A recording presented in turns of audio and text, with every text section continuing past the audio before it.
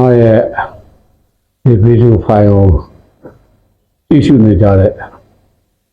ပြည်တွင်းပြည်ပရဟန်းရှင်လူပြည်သူအလုံးတော့ကခတ်တဲ့အခုခတ်တဲ့ပြင်းနေပြီးကျမ်းမာချမ်းသာကြပါစေလို့ဥစွာဆုတောင်းလိုက်ပါယခုဒီကာလမှာမထင်မှတ်တဲ့ငလျင်တိုင်းခံစားသွားတဲ့မိသားစုတွေအားလုံးဥစားထပ်တူထမ်းမြတ်မနဲ့ကြည့်ကိုရပါတယ်ကျွန်တော်လိုပဲဒီငလျင်နဲ့ပတ်သက်တာကိုသိကြကြည့်ကြမြင်ကြကြားကြတဲ့လူတွေစိတ်နှလုံးပူဆွေးရပါတယ်မိသည့်လူမျိုးမိသည့်ဘာသာမဆိုသဘာဝပြီးရဲ့လောကဓာတ်ကိုနှစ်တရာကျော်မှာကြမ်းတမ်းစွာခံစားလိုက်ရမိသားစုတွေအားလုံးနဲ့ထပ်တူခံစားရပါတယ်ရှင်ထဲမှာတကယ်ကိုစုနစ်ကြည်ခွဲစွာခံစားရပါတယ်ဒါကြောင့်ဒီဗီဒီယိုဖိုင်ကိုလည်းမရိုက်ချင်ပါဘူးသို့တော်လည်းကျွန်တော်ရဲ့သွားနေတဲ့လမ်းကြောင်းရတလားတာပြည်တွင်းပြည်ပရဟန်းရှင်လူတွေရဲ့ခုနှစ်သားစုကကြမှာဖြစ်ပေါ်နေတဲ့သဘာဝပြီးရှိရေးနိုင်ငံရေးစီးပွားရေးကကြမှာကျွန်တော်ဒါရီကိုပြည်ဆရာတယောက်အနေနဲ့ကြိုတင်ပြီးဟောကြားနေတာဖြစ်ပါအားလို့ဟောရင်းနဲ့အခုဆိုရင်တော့ဒီ AP လပေါ့နော်2025 AP မဟာသင်္ကြန်ကာလရောက်ရှိလာပါဒီ AP လတလားတာအတွက်9သားသမီးတို့ရဲ့ကံကြမ္မာကိုဟောမှာဖြစ်ပါတယ်မဟုတ်ရင်မှကျွန်တော်ဥဒပထမပြောချင်တာအခုကြုံတွေ့လိုက်ရတဲ့သဘာဝပြီးအနေနဲ့ကြုံမသိလို့ကြုံပြီးမပြောလိုက်မိလို့မဟုတ်ပါဘူး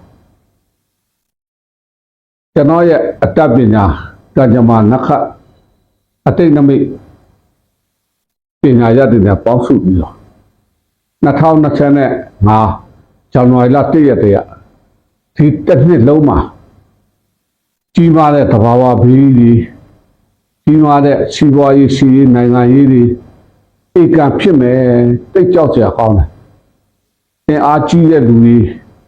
တိုက်ကြခိုက်ကြမယ်အင်အားကြီးတဲ့သဘာဝဘေးတွေငလင်ဘေးတွေရေဘေးမီးဘေးတွေလာမယ်ဆိုတာပြောခဲ့ပါတယ်ကျွန်တော်ဗီဒီယိုဖိုင်ကိုပြိုးလိုက်ဆိုင်ရတော့လည်းကောကျွန်တော်ဒီကိုယ်ပိုင်YouTube ရတော့လည်းကောပြန်ရှာကြည့်တွေ့ကြမှာပါအဲ့ဒီပြင်လာတင်မှာလဲဇန်နဝါရီတလတာဖေဖော်ဝါရီတလတာမတ်လတလတာအဲ့ဒါလိုပြောခဲ့တာလေးရှိပါတယ်ပြောခဲ့တိုင်းမှာလဲဒီတဘာဝပြီး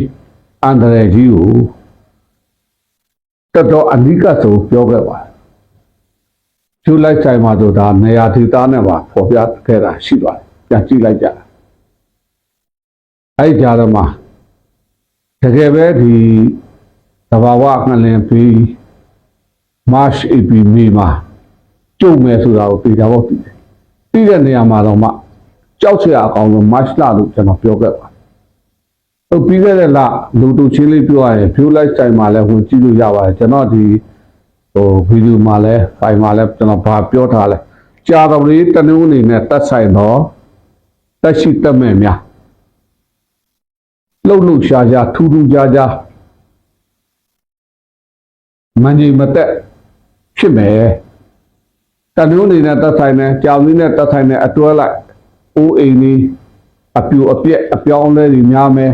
အကြီးကျယ်တွေဆုံးရှုံးမယ်အိမ်ကြီးအမှုတွေများမယ်အိမ်ကြီးအပြက်တွေများမယ်ဝင်တဲ့ကြည်ခွဲစရာလေးဒါကျွန်တော်နက္ခအစည်းကမ်းအနေနဲ့ထောက်ပြသဘာဝဘေးတွေလာမယ်မဖြစ်အောင်လို့ကျွန်တော်ဖြစ်လာခဲ့လေကာဝယ်နိုင်အောင်တတ်တာအောင်ကျွန်တော်ရဲ့ပိဋကကိုတပေါင်းတစ်ခုအကြောင်းထူးမယ်ဒါလောက်လေးပဲထိပြောလိုက်တယ်ကောင်းတာဆိုးတာတအားကြီးမပြောလိုက်မပြောသင့်တာလည်းပါလာပေါ့နော်သူတွေကိုအပူရှားမဲ့ဟာမပြောချင်ဖြစ်နိုင်အဆိုးတွေကိုမပြောချင်မဖြစ်လို့သာပြောရတယ်တော့ရက်ကူးတဲ့အဋ္ဌဌာန်တွေဝင်ကြပါတရဏဂုံတွေတည်ကြပါကုံတော်ဟောပါတွေစိတ်ကြပါကိုးတွေလှူကြပါပန်းတို့ရေတို့ဆွန်းတို့အကျော်တို့အပြီးလှုပ်ကြပါတယ် အခုမမျော်လင့်မဲနဲ့ကျွန်တော်ချိန်ထားတဲ့ရက်မှာဖြစ်သွားတယ်ကျွန်တော်ဘလို့ချိန်ထားလဲဆိုဒါပြိုးလိုက်ခိုင်မှာပြီးခဲ့တဲ့25ရက်မတ်လ25ရက်မှာရိုက်ကူးရေးလုပ်ရပါတယ်ဒီတရက်နေ့ AP တက်လာတာအတူလို့လွှင့်ပါလိမ့်မယ်ဒီတရက်နေ့စောလွှင့်တာမလွှင့်တာတော့ကျွန်တော်လည်းမဆိုင်ဘူးနော်အဲ့တော့ကျွန်တော်ဘာပြောထားတော့29ရက်နေ့မှာနေကြမယ်မတ်လ29ရက်အဲ့ဒီကြဖြစ်စဉ်မရောက်ခင်တပတ်10ရက်တလနေကြပြီး45ရက်တဘာဝပြီးစီးပွားရေးအထူးသဖြင့်တဘာဝဘေးတွေပြင်းပြင်းထန်ထန်ကြာရောက်လိမ့်မယ်ကျွန်တော်ဒီပြောအဲ့မှာပို့ပြီးတော့အထူးမှတ်ချက်အနေနဲ့ကျွန်တော်ဗာပြောထားလဲဆိုရင်ကောသာစနေဂျူနဲ့ရာဟုဂျူအဲ့ဂျူနှလုံးအန္တာတစ်ခုတည်းမှာဒီဂရီတစ်ခုတည်းမှာမတ်လ16ကနေ AP 29အတွင်းပြုတ်ပဗရာပိုက်နခအပေါ်မှာအတူရှိနေမယ်ဒါကြောင့်သဘာဝပြီးစီးပွားရေးနိုင်ငံရေးကုန်စည်နှုန်းတို့ထူးထူးခြားခြားဖြစ်စဉ်တွေဖြစ်မယ်ကျွန်တော်အဲ့ဒါပြောပါတယ်အခုလည်းကျွန်တော်ထပ်ပြောပါဒီမတ်လ16ရက်2025နဲ့ AP 29ကြားမှာကောသာစနေနဲ့ရာဟုဂျူတို့အန္တာတစ်ခုထဲမှာပြုတ်ပဗရာပိုက်နခပေါ်အတူတူစီးပြီးတော့ကောသာစနေဂျူလွန်ခဲ့တဲ့2နှစ်ခွဲလောက်တည်းကကုန်ရာဒီမှာရှိနေတဲ့ကောင်မိရာဒီကို AP 20မှာရှိတယ်ကောသာရာဟုဂျူမေလ15ရက်မှာရှိနေတဲ့မေယာဒီကနေကုန်ရာဒီကိုရွှေ့အဲ့ဒါလို့မရွှေ့ခင်ဒီစနေရာဟုတွေတောင်းညားလိုက်ဒါကြောင့်ကျွန်တော်နှစ်စတွေကပြောပါတယ်ပထမ4လဇန်နဝါရီဖေဖော်ဝါရီမတ်ဧပြီမှာစနေရာဟုအတွဲလိုက်ပေါ်လာမယ်ကမ္ဘာခေါင်းဆောင် Trump ဆိုတာပေါ်လာတာပဲကျွန်တော်ပြောပြီးအဲ့ပုဂ္ဂိုလ်ပေါ်လာတယ်လို့တစ်ဖက်ကစနေရာဟုနိုင်ငံကြီးတရုတ်ရှိတယ်ကုန်သွယ်ရေးစစ်တွေစီးပွားရေးစစ်တွေတော်တော်များများလှုပ်ရှားကြဖြစ်လိမ့်မယ်ဖြစ်တာနဲ့အတူတဘာဝဘေးတွေကျွန်တော်တို့နိုင်ငံမှာကုန်စည်နှုန်းတွေမငြိမ်မသက်တွေပေါ်ပေါက်လာနေတယ်ပထမ4လကြောက်စရာအကောင်းဆုံးဖြစ်တယ်အင်္ဂါစနေစီးကျင်းထိုးပြီး March AP ဇန်နဝါရီလစာဖေဖော်ဝါရီဆိုးမယ်ဖေဖော်ဝါရီလစာ March AP ဆိုးမယ်လို့ပြောခဲ့ပါအခုလည်းထပ်ပြောပြရစီ March AP မေထိရာဟုစနေရာဒီကွန်တစ်ခုတည်းမှာစီးကျင်းထိုးနေတယ်အင်္ဂါစနေရလည်းဖောက်ပြန်နေတယ်ဒါကြောင့်သဘာဝဘေးလေပြင်းမှုန်တိုင်းနှက်လိုက်ရင်စီးပွားရေးကုန်စည်နှုန်းစီးပွားရေးနိုင်ငံရေးစီးရှုပ်ရှက်ခတ်ပြီးတိတ်ပူပြင်းတဲ့လေလှိုင်းတွေအစိတ်ငွေတွေအစိတ်ငွေဆိုတာအခုနှလင်းလှုပ်လိုက်တဲ့အခါမှာရေပြင်းမြေပြင်းတောတောင်တစ်ပင်အဲ့မှာရှိတဲ့ဘာတွေအကုန်လှုပ်ခတ်သွားတချို့ဓာတ်ငွေတွေမတိမတာထွက်လာမယ်တချို့နှစ်ပေါင်းရာထောင်ချီနေတဲ့ခဲတွင်းတွေကြောက်တွင်းတွေပေါ်တွင်းတွေရွှေတွင်းတွေကြားမြင်အောက်တွေတစ်ပင်တွေတောတောင်တွေကနေတတ္တဝါတွေအကုန်လုံးပလူပြန်ထွက်လာအားလာနဲ့သူခရမ်းလုံးရောင်ကြီးနေပူတာနဲ့ကပလီပင်လယ်ပြင်မှာလေလှိုင်းတွေလေဖီအားနဲ့ရဝင်းတွေတော့ပေါင်းပြီးတော့အခုဒီဧပြီလမှာလေမုန်တိုင်းနှစ်ကြိမ်လာလိမ့်လေပြင်းတွေတိုက်လိုက်ကုန်စည်နှုန်းတွေမြင့်လိုက်ရွှေသေးတွေခုန်တက်လိုက်ပူပြင်းတာနဲ့ငလင်လဲကြံနေတယ်ဒါလေးတွေကိုသတိထားကြပါအကျိုးတင်ကာကွယ်ဖို့အနေနဲ့မိမိတို့ရဲ့တတ်ဆိုင်ရာဘာသာအရကောင်းမှုကုသိုလ်တွေများများလို့စိတ်ဓာတ်တွေဖြူအောင်ထားစိတ်ဓာတ်တွေကြံ့ခိုင်အောင်ထားကံကောင်းမှုတွေများများလို့ပြီးတော့တမကိုညွန့်အကွက်အလို့ဓမ္မထက်အေရဖျားเจ้าတော်မှာလူထားဧကမှာထားဝရန္တာမှာထားရုံကနေမှာထားတမယာသည်10လုံးဖျားမှာလှူထားရုံနေသွားတယ် ရုံးစပွဲတွေထက်ကုမ္ပဏီတွေမှာထားခလေးတွေဘာတွေတွားတဲ့နေရာတာမယာတွေထည့်ပြီးအဲ့ဒါကိုလှုပ်ကြပါဒီ AB မေးပါယုံနာမယုံနာခဏထားပြီးမိမိတို့အတွက်ကာကွယ်ပေးခြင်းဓာတ်တစ်မျိုးဖြစ်ပါလေကျဲတရားလို့လည်းယူဆရင်ယူဆလို့ရပါတယ်နော်ဘာကြောင့်လဲဆိုတော့ဒီစနေကျူလှုပ်နေလို့ရာဟုကျူတွေလှုပ်နေလို့သဘာဝဘေးတွေအစိမ့်ငွေတွေမတော်စဖြစ်စဉ်တွေကာဝယ်မှုတစ်စိတ်ကိုဖြူအောင်ထားနှစ်ကောင်းမှုတို့များများလို့တော့ကူညီစရာရှိရတယ်ကူညီကြပါကိုချင်းစာကြပါလူကြပါတတ်နိုင်လားကျွန်တော်ကဒီပညာနဲ့အပြင်ကျွန်တော်လည်းအခုလှူဖို့လုပ်နေပါတယ်လှူမှာပါငလင်အတွက်အခုကျွန်တော်ရဲ့ပိဋကကြီးရောစုဆောင်းနေပါတယ်ကျွန်တော်ပိဋကကြီးမိယာငလင်ဘေးခံစားတဲ့သဘာဝဘေးခံစားတဲ့မိသားစုတွေကူညီကြပါဗျာအားလုံးကအနှိမ့်စာပဲဖြစ်သွားလိုက်တာနှိမ့်မြညပြောက်လက်တစ်ဖြစ်ပြီးမှချမ်းသာတဲ့လူတွေရောချင်းရဲတဲ့လူတွေရောဘာသာကြားတွေရောဘာသာလူမျိုးသူဘာသာသူအဟုတ်ခံစားလိုက်ရတယ်ကိုယ်မိသားစုတွေထပ်တူပဲမဖြစ်သေးတာပဲဖြစ်တယ်ဖြစ်လာခဲ့ဖြစ်မှာဘာလို့လဲအားလုံးအနှိမ့်စာပဲလေဘာမှမမြဲဘူးဆိုတာကိုတဘာဝတရားကြီးကပြလိုက်တာကတ်ဆိုင်နေတာတဲ့ဆိုးတယ်ကတ်ဆေးနေတာကတ်ဆိုင်တာတော်သေးတယ်ကတ်ဆေးတာကတ်ဆေးတယ်ဆိုအကုန်လူမျိုးမရွေဘာသာမရွေအနိဋ္ဌာယုရှင်ရမရွေချမ်းသာမရွေကုသိုလ်မရွေအကုသိုလ်မရွေမိမယောက်ျားမရွေဆွေးချတာဥပမာအနိစ္စဖြစ်သွားတဲ့ထဲမှာသူတော်ကောင်းတွေလည်းပါတာပဲခလေးတွေလည်းပါလာလဲဘာမှမသိကြလဲပါတယ်အရိယာသူတော်ကောင်းတွေတန်ဃာတော်အရှင်သူမြတ်တွေခရစ်ယာန်လည်းခရစ်ယာန်ဘုန်းတော်ကြီးတွေအစ္စလာမ်ဘုန်းတော်ကြီးတွေဥပုပ်ယူနေတဲ့နမဖတ်နေတဲ့လူတွေအများကြီးပေါ့ဗျာဒါမသိသေးတဲ့နေရာတွေရှိသေးတယ်နော်ရွှေတွင်းတွေခဲတွင်းတွေမိုင်းတွင်းတွေတောတောင်တွေရောက်နေတဲ့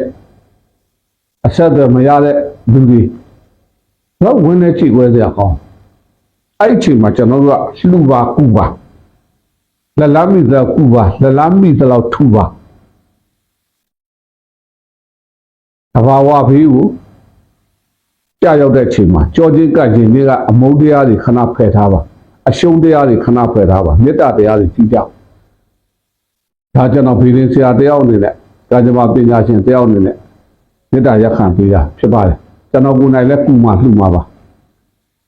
လုံးနေပါပြီလှူနေပါပြီစနေပါပြီဖြည်းဖြည်းရောက်ဒီကိုလှူမှာပါနောက်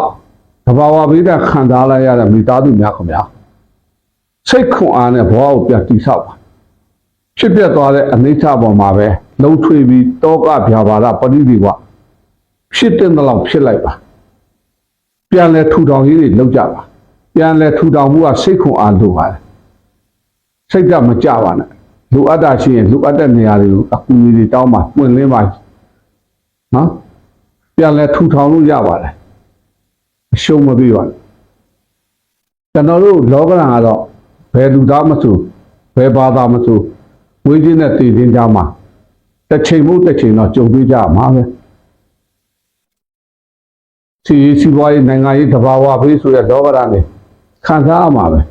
လောကရန်နဲ့တွေ့တဲ့ချိန်မှာမတုံလို့ပါနဲ့လို့မြတ်စွာဘုရားဟောထားတယ်ဒါတော့မတုံလို့နဲ့လုံးเสียရှိတာစလုံးเสียရှိတာပြစ္ဆုတ်ပံကိုကောင်းအောင်လို့အနာဂတ်ကောင်းသွားမှာ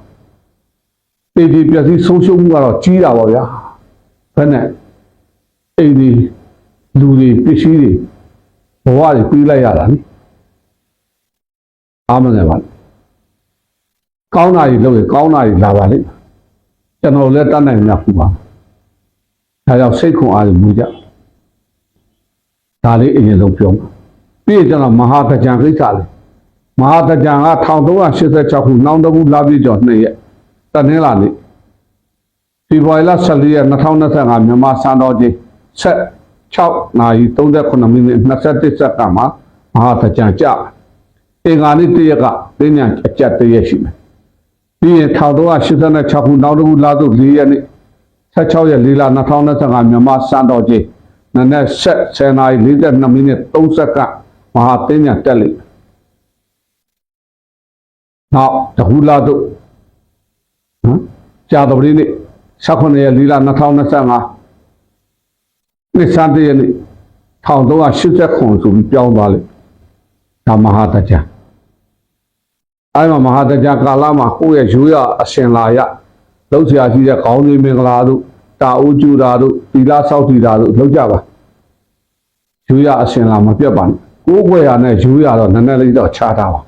ကိုယ်ွယ်ရနဲ့ရိုးရရောသွားရင်ဘာမှမသိဖြစ်မယ်ကိုယ်ွယ်ရတော့မဟုတ်ဘူးရိုးရကိုယ်ွယ်ရဖရာတရားတန်ခါရိုးရဓလိရမိယုပလာဓလိလူမျိုးတိုင်းဘာသာတိုင်းမှာသူ့ရှင်တည်မှုရှိတယ်မြန်မာတို့ရဲ့မဟာတကြံပြည်ပြည်သားသားလူစရာရှိတဲ့ရွှေရည်အေးတွေမုံလုံးရေပေါ်တွေရေလောင်းတာတွေအသိကောင်းနမေကောင်းတွေလူကြီးတက်ကြီးကျွဲဦးတွေပူဇော်တာတွေခြေသက်လက်သက်လှီးတာတွေစိတ်ကခွန်အားတွေမြင့်တာတွေပျော်ရွှင်တာတွေတက်ကြွတာတွေမကောင်းတာတွေစီးကြောတာတွေဒါတွေလောက်ကြပါဒါမဟာတကြံကိစ္စတကြံတွင်းမှာလဲပျော်ပျော်ပါပါလွတ်လွတ်လပ်လပ်ဖြတ်တန်းပါဝင်တဲ့ကြည်ကွဲနေတဲ့သဘာဝဘေးရှိတဲ့ပုဂ္ဂိုလ်များကိုလည်းအားနဲ့ခွန်နဲ့ကူညီကြပါဒါလေးကျွန်တော်ပြောပြရတယ်ဒီဧပြီလ 20မှာစောစောအပေါ်မှာပြောတဲ့စနေကျကုံရာဒီကနေမေရာဒီပြောင်းမှာအခုမတ်16နဲ့ဧပြီ29ကြားနောက်တစ်ခါမေလ16အထိပြောမှဆိုမတ်16နဲ့မေလ16ဗျာအထူးသတိထားပါတော်လာလာနေတာထိုင်တာစားတာတောက်တာပြည်တွင်းပြည်ပနော်ပြောတာပြည်တွင်းကျွန်တော်မပြောဘူးအများလားပြည်ပနဲ့ထည့်ပြောတာဟိုထိုင်းနိုင်ငံမှာကျွန်တော်တို့လူမျိုးတွေဘယ်လောက်ဝင်နေကြည့်ကွာမှုဖြစ်သွားသတိထားကြပါကျွန်တော်ပြောတဲ့တမဦးညွန့်ဖန်ခွက်အလွတ်တဲ့ထက်ဒီထက်အရာဖျားမှလူ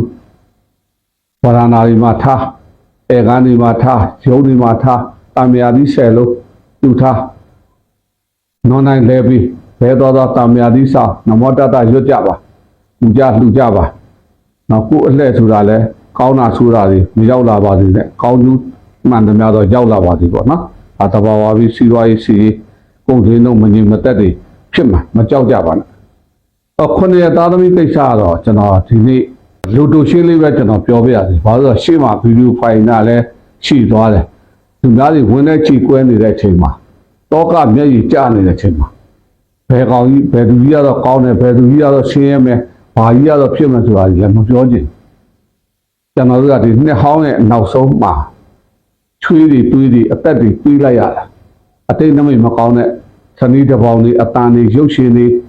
အများကြီးပဲစိတ်ညစ်စရာတွေထုတ်ပြောလို့မသိတော့အတိတ်ကောင်းနမိတ်ကောင်းဖုံးကောင်းလက်ကောင်းနဲ့နေကြပါဒီဧပြီလအတွက်ကတော့9သားသမီးတွေတခါတည်းပြောမယ်ဗျာစနေနဲ့အင်္ဂါပရိသတ်ပြီးခဲ့လာတနုံးတွေကြာသွေးတနုံးတွေအိုးအေးအဆောက်ဦးကြာတပရိပြက်ပြုံးမြစ်ပြက်အမှုတွေပေါင်းလိုက်ရင်အပြက်တွေအစီးတွေဒုက္ခတွေဖြစ်သွားတယ်အခုစနေအင်္ဂါစနေရတောတောင်တိုက်ပွဲတွင်းဟိနာချွေဒေါ်လာကုန်စည်နှုန်းနိုင်ငံတကာတန်တမန်အင်္ဂါဆန်စီစီစာဆက်သွယ်ရေးစီစိတ်ခွန်အားအခြေခံလူတန်းစားအင်္ဂါသနေပေါင်းရင်အဲဒီပေါင်းဆက်ထားတဲ့လူတွေအဖွဲ့အစည်းတွေနေရာတွေဒေသတွေဥမာစကိုင်းလူတိုင်းမျိုးခရီးထားပါသဘာဝဘေးရှိရေးနိုင်ငံရေးနော်ဒါတွေမကောင်းဘူးအဲ့တော့စနေသားသမီးအင်္ဂါသားသမီးဒီAP လတလာလုံးမှာစနေရောက်တိုင်းအင်္ဂါရောက်တိုင်းစနေသားသမီးတွေကရေတက်စီပန်းတက်စီလှူကြပါဖယားမလှူပါအိမ်မလှူပါသီလဆောက်တည်ပါတတ်လွတ်စားပါပရိစိတ်ပါဒီပါယူသေးပါအင်္ဂါသားသမီးတွေကအင်္ဂါတော့မှာအင်္ဂါရောက်တိုင်းပန်းလှူပါရေလှူပါဆွန်းလှူပါအကျော်လှူပါငှက်လွတ်ပါငါးလွတ်ပါကျန်တဲ့ဒေသသားသမီးတွေကောင်းတယ်စနေနာနဲ့ပတ်သက်တဲ့တက်ရှိတက်မဲ့အင်္ဂါနဲ့ပတ်သက်တဲ့တက်ရှိတက်မဲ့ရုပ်တဲလှုပ်ရှားကြပူညာစုညာဖြစ်မှာနောက်စီစည်းဆန်စည်း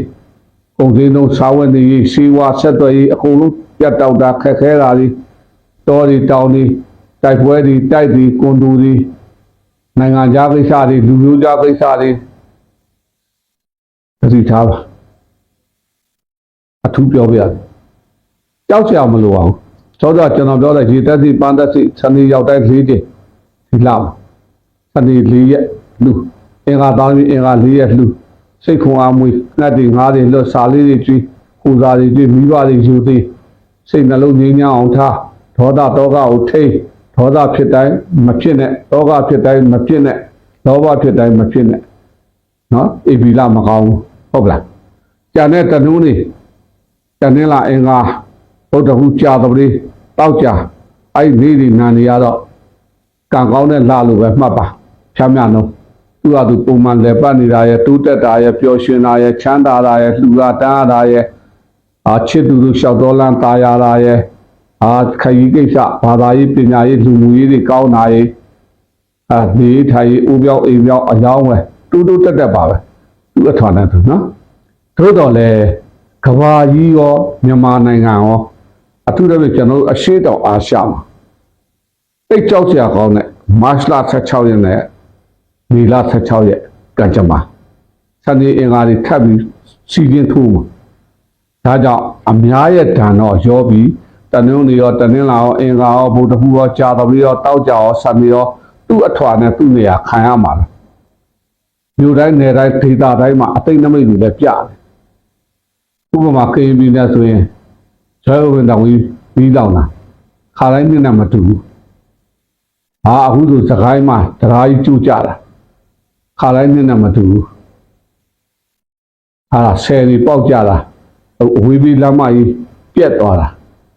ယထာလားနေတွန့်လိန်သွားတာငလင်တော့ငလင်ပဲဖြစ်ပြက်ကြောင်းလဲတဲ့အတိတ်နမိတ်တွေ